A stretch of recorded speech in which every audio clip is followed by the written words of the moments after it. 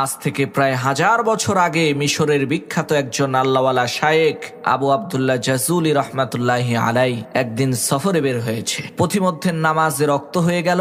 এখন ওযু করার জন্য তো পানির প্রয়োজন। পানি যদি না পাওয়া যায় তাহলে তায়াম্মুম করার বিধান আছে, কিন্তু প্রথমে পানি তো খুঁজতে হবে। তো আবু আব্দুল্লাহ জাজুলি রহমাতুল্লাহি আলাই তিনি পানি খুঁজতে আরম্ভ করলেন। খুঁজতে খুঁজতে তিনি একটা কূপ পেলেন। সেই কূপের মধ্যে চেয়ে দেখলেন কূপের নিচে টলটলা পরিষ্কার পানি আছে, কিন্তু দুঃখের বিষয় সেই কূপের আশেপাশে কোনো বালতি নেই। তখন আবু আব্দুল্লাহ জাজুলি দেখতে পান ওই কুয়া থেকে একটু দূরেই একটা ঘর রয়েছে, আর সেই ঘরের ছাদের উপরে ছোট একটা বাচ্চা মেয়ে খেলা করছে। তখন তিনি ওই বাচ্চা মেয়েকে ডেকে বললেন, মাগো, নামাজে রক্ত হয়ে গেছে, আমি একটু ওযু করে নামাজ পড়বো।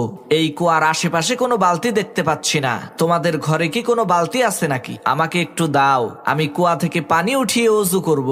তখন সেই মেয়ে জিজ্ঞেস করলো,